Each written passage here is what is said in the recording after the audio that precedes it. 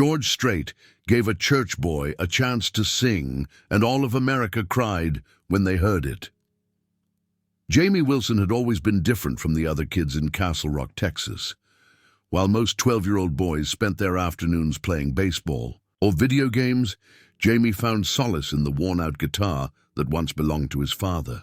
His fingers, still small but surprisingly nimble, would dance across the strings as his voice filled the modest living room of their single-wide trailer. It was a voice that didn't belong to a child, rich, soulful, and carrying the weight of someone who had seen far more of life than his years suggested. "Jamie, honey, we're gonna be late for choir practice," Sarah Wilson called out as she hastily changed from her nurse's scrubs into a simple floral dress. Her second shift at Mercy Hospital had run long, giving her barely enough time to pick up Jamie from school before heading to Wednesday evening service at First Baptist. Have you ever felt that life-changing moments often arrive when we least expect them? Jamie's story might just inspire you to recognize those pivotal opportunities when they cross your path. "Coming, Mom!" Jamie carefully placed his father's guitar back on its stand.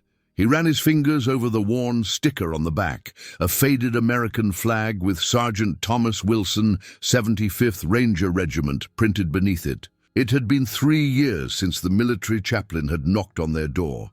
3 years since his father had been laid to rest with full military honors after an IED explosion in Afghanistan.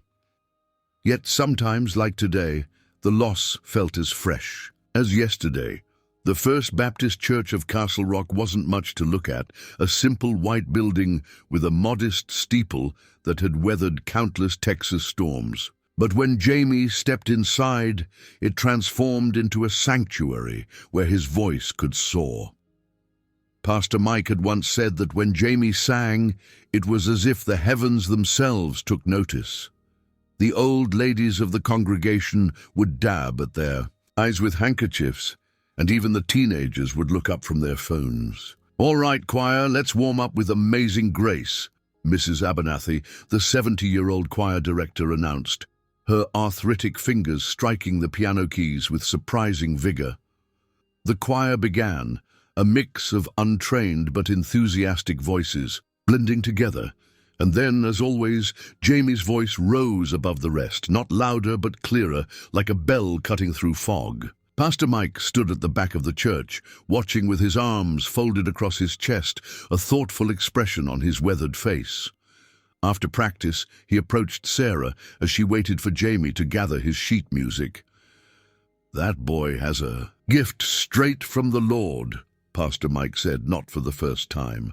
Sarah nodded, the pride in her eyes mingling with ever-present exhaustion. "Thomas always said he had the voice of an angel. Used to say Jamie would be singing at the Grand Ole Opry someday. Speaking of which," Pastor Mike lowered his voice, excitement creeping in, "have you heard the news? George Strait is coming to Castle Rock next month." Sarah's eyebrows shot up. "George Strait? Here? Why would he come to our little town?" "He's doing a benefit concert for veterans' families at the county fairgrounds. His son was in the military, you know. Has a soft spot for our servicemen and their families." Something sparked in Sarah's tired eyes, a dangerous thing called hope. "Jamie knows every George Strait song by heart. Thomas made sure of that." Pastor Mike glanced over at Jamie, who was helping Mrs. Abernathy organize the music sheets, oblivious to their conversation. "Sarah, I've been praying about this. What if Jamie could meet him? What if George Strait could hear that voice?" Sarah shook her head, reality quickly tempering her brief moment of hope. "Mike, be realistic. George Strait meets thousands of fans. He's not going to take special notice of one small-town boy. With a voice like that? And his story?" Pastor Mike placed a gentle hand on Sarah's shoulder. "All things are possible, Sarah. We just need to have faith." Later that night, after her shift at Dolly's Diner ended at 11 p.m., Sarah quietly opened the door to Jamie's room. He was asleep, his father's dog tags clutched in one hand.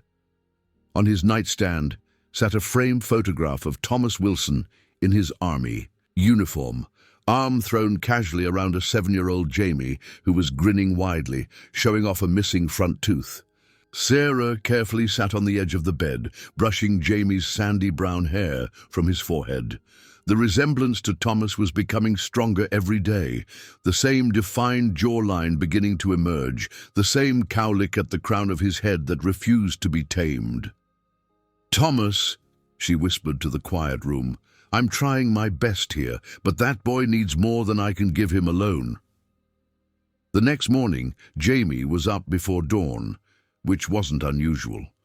Sarah found him sitting at their small kitchen table, homework, spread out before him, quietly humming Amarillo by Morning. "You're up early, sweetheart," Sarah said, starting the coffee maker, her third hand as she called it. "Got a math test," Jamie replied, without looking up from his multiplication tables, "and Mrs. Abernathy wants me to learn a new solo for Sunday." Sarah poured cereal into a bowl for him. "Pastor Mike mentioned something interesting yesterday. George Strait is coming to town next month for a benefit concert." Jamie's pencil stopped moving, his head snapped up, blue eyes widening. "Really? Here? In Castle Rock?" Sarah nodded, smiling at his reaction. "For veterans and their families." "Dad loved George Strait," Jamie said softly. "He said nobody sang about real life better than King George." "That's true," Sarah agreed, the memory washing over her. Thomas had proposed to her at a George Strait concert in San Antonio, dropping to one knee during The Chair. They'd danced to I Cross My Heart at their wedding, Thomas looking impossibly handsome in his dress. Uniform. "Can we go, Mom, please?" Jamie's eyes were alight with an excitement Sarah hadn't seen in months. Sarah hesitated. Concert tickets would mean picking up extra shifts, pushing back the electric bill payment, maybe asking her sister for help again. But seeing that spark in Jamie's eyes, "We'll figure it out," she promised. "Now finish your breakfast." "I don't want you missing the bus again." The news about George Strait's upcoming concert spread through Castle Rock like wildfire. For a town of just over 8,000 people, this was the biggest event in decades. The mayor announced special preparations for the influx of visitors, local businesses planned to extend their hours, and the high school band was selected to play the national anthem before the concert. At Sunday service that weekend, Pastor Mike made a special announcement after the final hymn. "As many of you know, George Strait will be performing at our county fairgrounds on June 12th to raise money for veterans' families," he said, his voice carrying through the church without the need for a microphone. "This is not only an opportunity to enjoy great music, but to support those who have sacrificed for our freedom." Jamie sat straighter in the pew.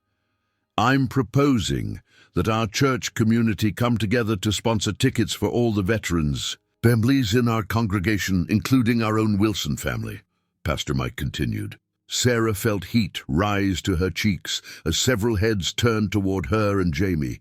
She hated being an object of charity, had fought hard to stand on her own 2 feet after Thomas died.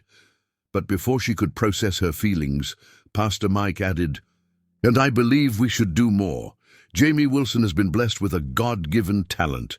Those of you who have heard him sing know what I'm talking about. I think we should do everything in our power to help Jamie meet George Strait, and perhaps, with God's grace, even let Mr. Strait hear that remarkable voice." A murmur swept through the congregation.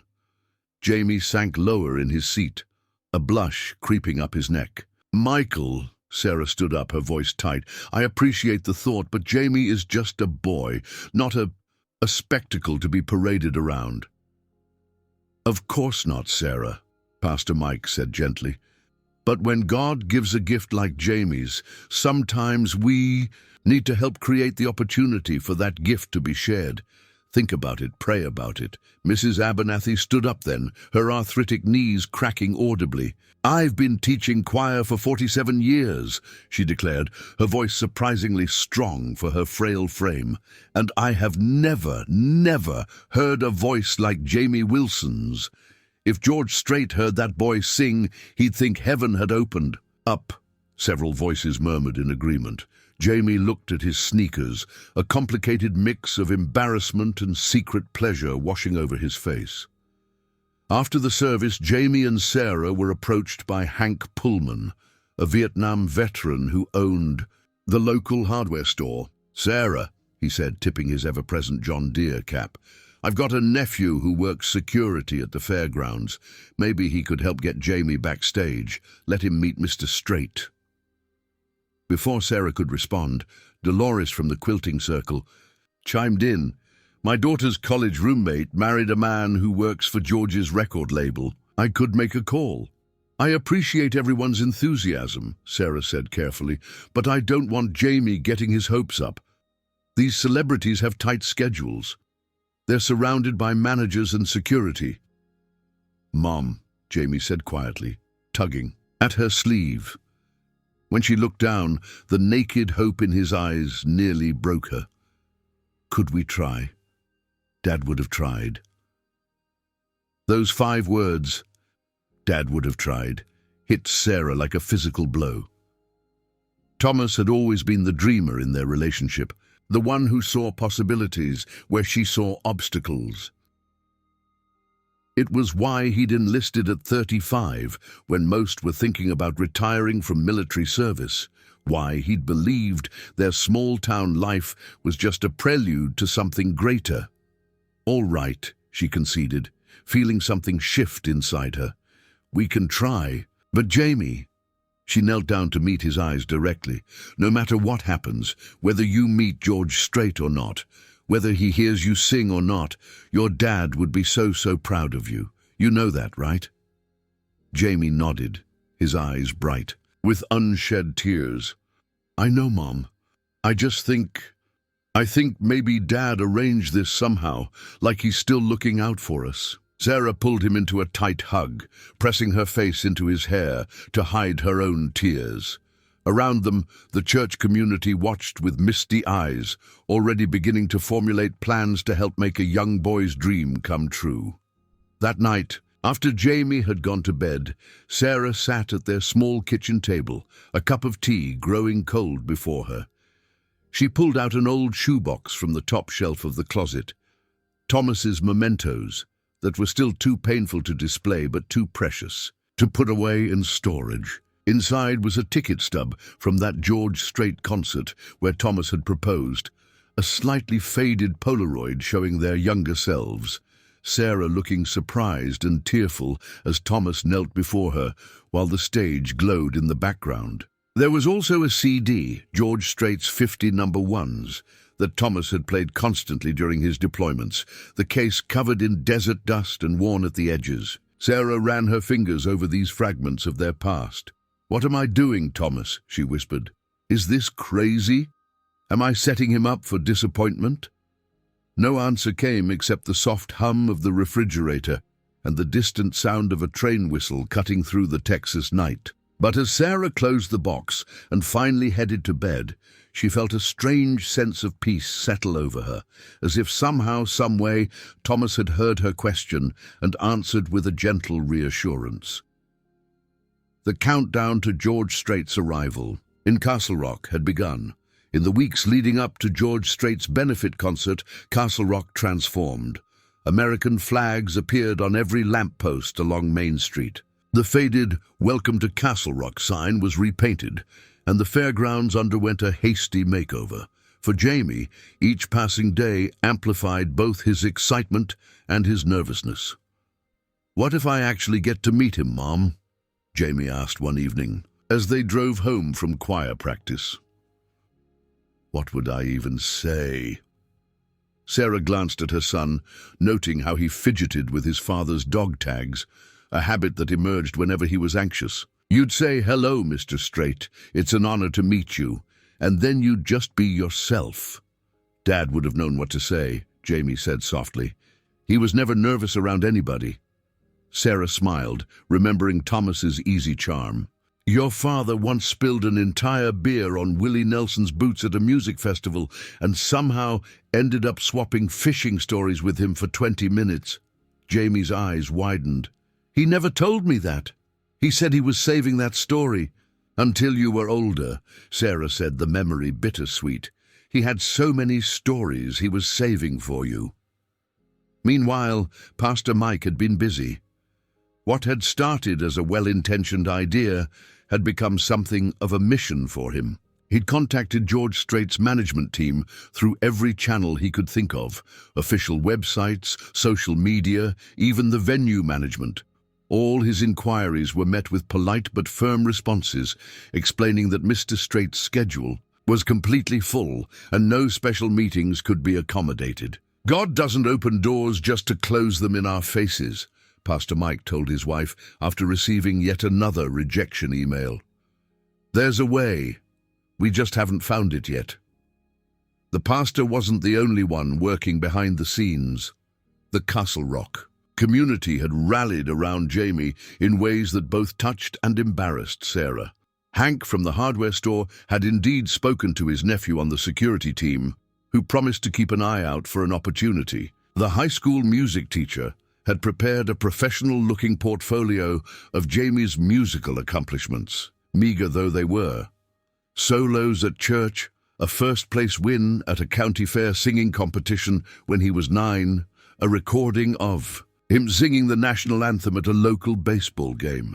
10 days before the concert, Sarah was working the lunch shift at Dolly's Diner when Castle Rock's mayor walked in with a man in an expensive-looking suit.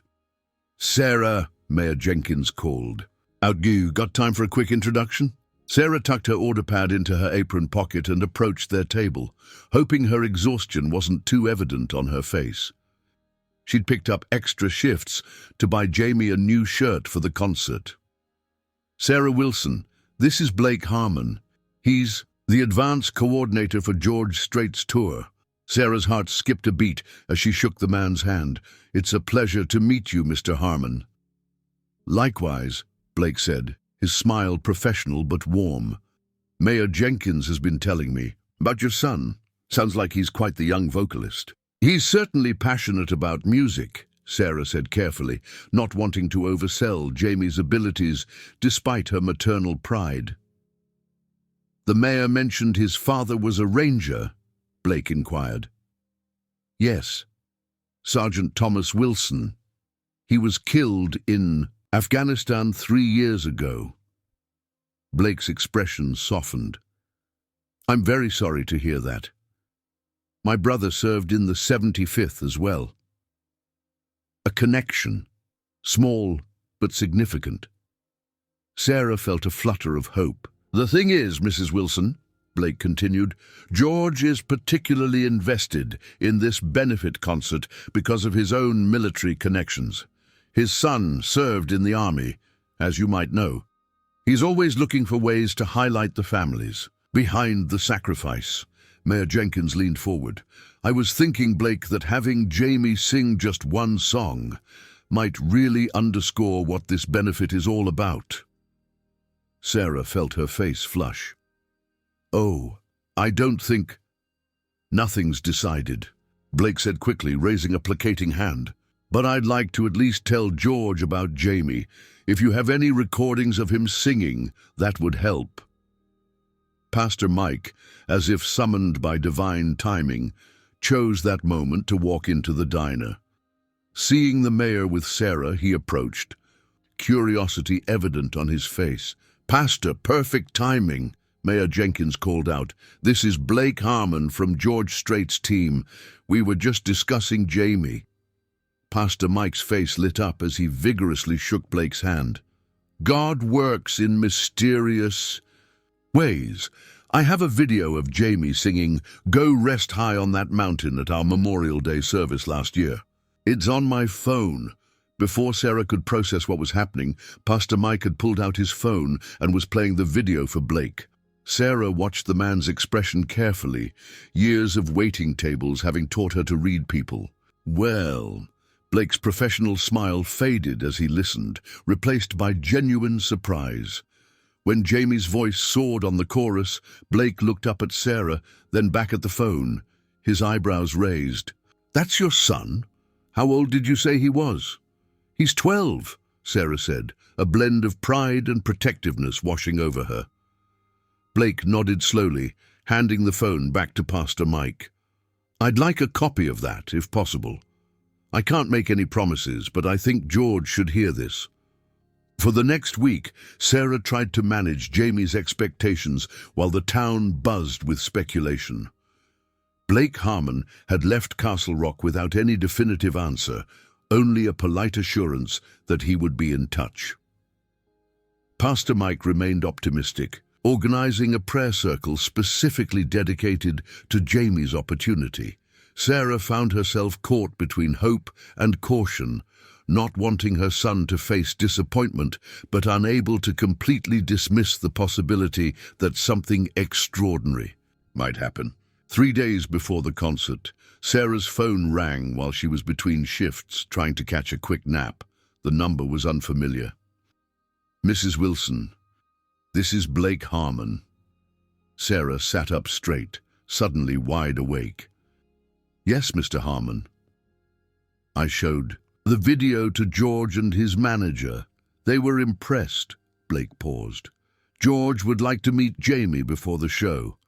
Again, I can't make any promises beyond that, but he specifically asked to meet him.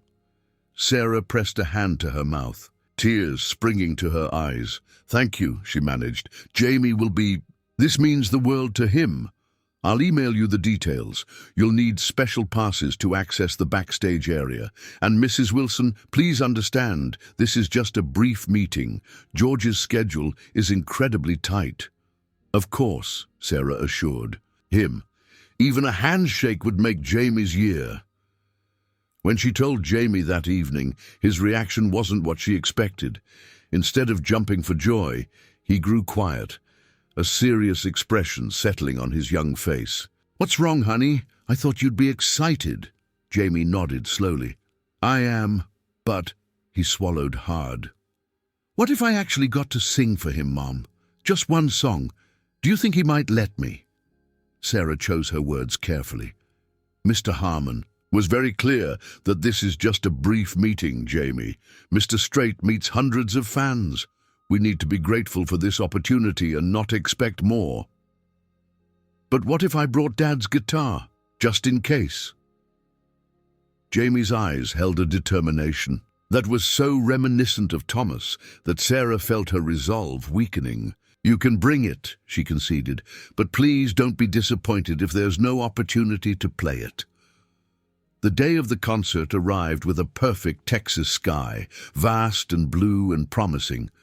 The fairgrounds were transformed, with sound equipment and lighting rigs turning the humble venue into something worthy of a star of George Strait's caliber. Trucks and tour buses occupied the back lot, creating a temporary village of roadies, technicians, and support staff. Sarah and Jamie arrived 3 hours before the concert was scheduled to begin, as instructed in Blake's email. Jamie wore a new Western shirt, dark blue with pearl snap buttons, and clutched his father's guitar case so tightly his knuckles were white. Sarah had spent an hour that morning fighting with her hair, finally giving up and pulling it into a simple ponytail. She wore her best jeans and a blouse she'd splurged on at the department store in the neighboring town. A security guard checked their passes and directed them to a trailer marked Production Office. Blake Harmon met them at the door, looking harried but professional in a black polo shirt with the tour logo. Mrs. Wilson, Jamie, thank you for being punctual. He shook both their hands, then gave Jamie an appraising look. That's a nice guitar case you've got there. It was my dad's, Jamie said, his voice smaller than usual but steady. I thought, just in case. Blake's expression softened. Tell. You what? Bring it along. Never know when a musician might want to talk instruments. He led them through a maze of equipment cases and cables, past busy crew members who barely glanced their way. Jamie's eyes were wide, taking in every detail of this behind-the-scenes world. Sarah kept a hand on his shoulder, partly to guide him, partly to ground herself. Now, I should warn you, Blake said as they approached a large black tour bus. George is very down to earth, but this is still a professional environment. The meeting will be brief, 5 minutes, 10 at most. Jamie nodded solemnly. I understand, sir. Blake smiled. You can call me Blake, Jamie. No need for sir. He knocked on the bus door, exchanged a few words with someone inside, then turned back to them. All right, you're up. Remember, just a quick hello and... The bus door opened, and there stood George Strait himself. Not in the starched western shirt and resistal hat of his stage persona, but in a simple blue t-shirt and jeans, a coffee mug in his hand. He looked exactly like his pictures, yet somehow more human, with laugh lines around his eyes and an easy posture that spoke of a man comfortable in his own skin. You must be Jamie, George said, his voice as warm and rich in person as it was on his records. And Mrs. Wilson, please come on in. Sarah felt Jamie freeze beside her, momentarily starstruck. She gave him a gentle nudge. It's an honor to meet you, Mr. Strait, Jamie managed, extending his hand the way Sarah had practiced with him. George shook it firmly. The honor's mine, young man. I hear you've got quite a voice on you. Jamie blushed. I just like to sing, sir. Best reason there is to do it, George replied with a smile. He gestured to the guitar case. You play as well as sing? Jamie nodded. It was my dad's guitar. He taught me some chords before he died. Something shifted in George's expression, a recognition perhaps of the weight those simple words carried. He set his coffee mug down and glanced at his watch, then at Blake, who stood hovering nearby. How about you play me something, Jamie? George suggested. I've got a few minutes before sound check. Jamie's eyes widened. Really? Really, George confirmed, settling into one of the bus's leather seats. Let's hear what you've got. With trembling fingers, Jamie opened the guitar case. The instrument inside was nothing special, a Takamine acoustic that had seen better days, with a worn spot on the body where Thomas's arm had rubbed against it over years of playing. But Jamie handled it like a sacred object, carefully removing it and positioning his fingers on the frets. I thought maybe I could play Go Rest High on That Mountain. Jamie glanced at Sarah, seeking approval. It's what I sang at Dad's funeral. Sarah nodded, her throat suddenly too tight for words. George's expression remained gentle. That's a beautiful song, one of Vince's best. Jamie took a deep breath and began to play, simple, clean chords that he'd practiced for countless hours. Then he began to sing, and the transformation that Sarah had witnessed so many times before occurred again. The nervous 12-year-old boy disappeared, replaced by something older, wiser, channeling emotions that seemed beyond his years. I know your life on earth was troubled, and only you could know the pain. His voice filled the small space of the tour bus, clear and true and achingly sincere. Sarah watched George's face, saw the exact moment when surprise registered in his eyes, followed by something deeper, a recognition perhaps of authentic talent unvarnished by industry polish. Go rest high on that mountain, son. Your work on earth is done. Jamie's eyes were closed now, lost in the music, in the memory of his father. A tear slipped down Sarah's cheek as she watched her son pour his heart into each word, each note. Perfect, not because of technique, but because of the truth behind it. When the final chord faded, there was a moment of complete silence. Jamie opened his eyes, suddenly uncertain again. Was that okay? George Strait cleared his throat, and Sarah was startled to see moisture in the country legend's eyes. Son, he said, his voice slightly rough, that wasn't just okay, that was something special. Blake Harmon stood slack-jawed by the door. George, I've heard a lot of singers in my time, but that was... George nodded, a decision visibly forming. Jamie, would you be willing to sing that song again tonight? On stage, with me? The world seemed to stop. Jamie's mouth opened, but no sound came out. He looked at Sarah, disbelief written across his face. Mr. Strait, Sarah began. "That's incredibly generous, but Jamie's never performed in front of a large audience before. I wouldn't want him to feel pressured." "Mom," Jamie interrupted, finding his voice at last, "I can do it. I want to do it. For Dad." George stood, extending his hand to Jamie. "Then it's settled. You'll sing one song with me tonight. For your dad, and for all the other servicemen and women and their families." As Jamie shook George's hand, his face alight with a joy so pure it was almost painful to witness, Sarah felt the presence of Thomas more strongly than she had in years, as if he were standing right beside them, witnessing his son's moment of triumph. What had begun as an impossible dream was about to become reality, and none of them could have predicted how that reality would unfold. The remaining hours before the concert passed in a blur. Jamie was whisked away for a brief sound check, then introduced to the band members who would be backing him up. Sarah watched from the sidelines, alternating between overwhelming pride and maternal concern as her son was absorbed into the well-oiled machine of George Strait's tour operation. "He's a natural," George's longtime guitar player remarked to Sarah after the sound check. "Got that rare thing. Knows how to get out of the way of the song, let it speak for itself." Sarah nodded, understanding exactly what he meant. Jamie had always sung with a simplicity that let the emotion of the music shine through. No unnecessary runs or vocal gymnastics, just pure, honest delivery that reached straight for the heart.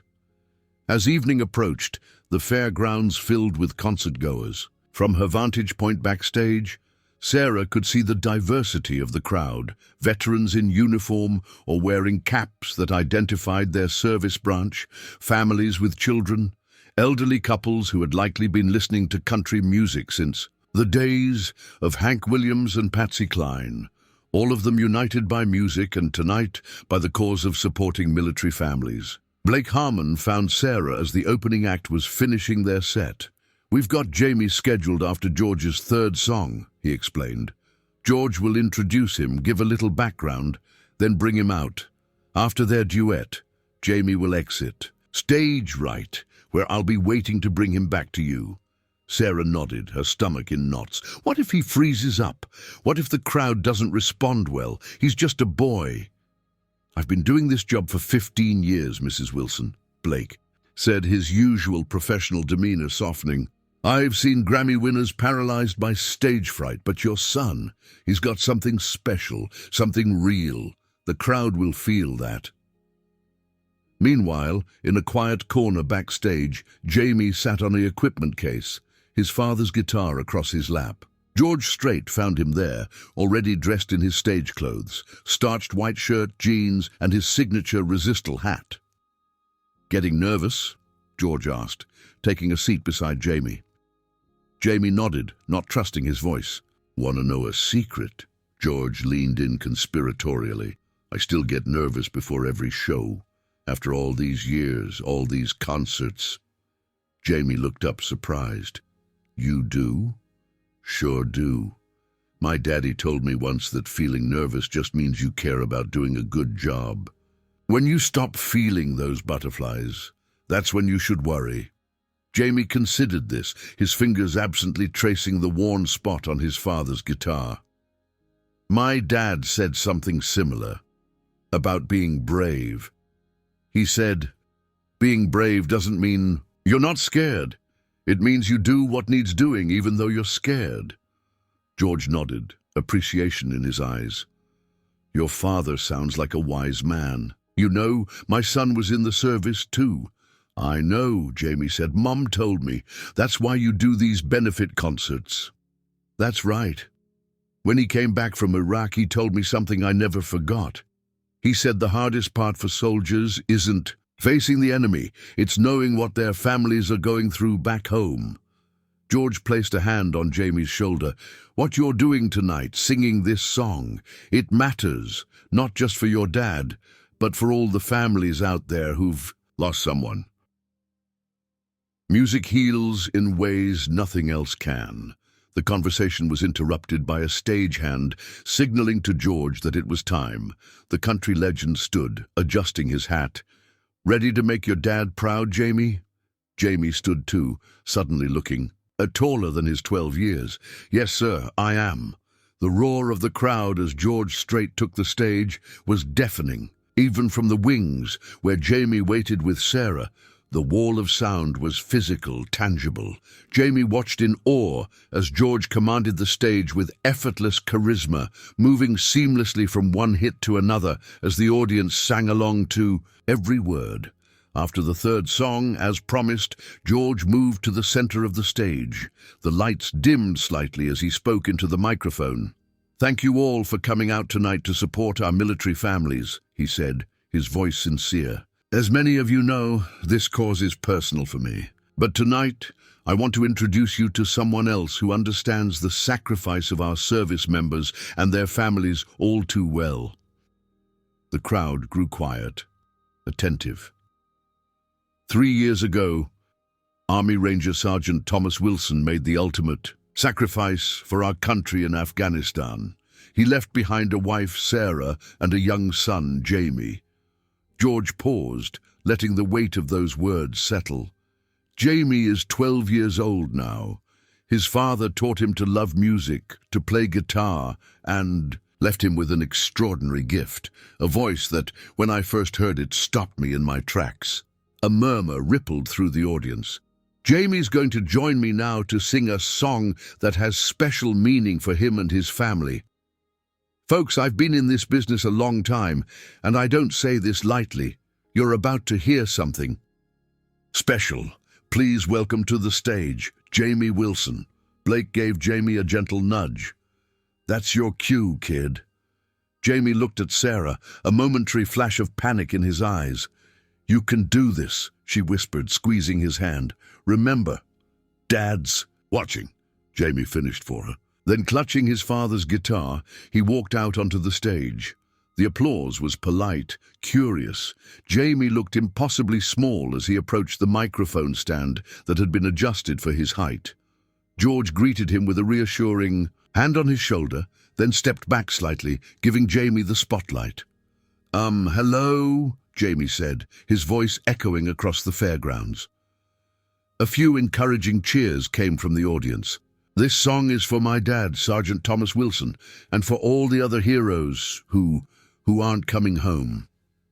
He looked down at his guitar, took a deep breath, and began to play the opening chords of "Go Rest High on That Mountain." The band joined in softly, following his lead.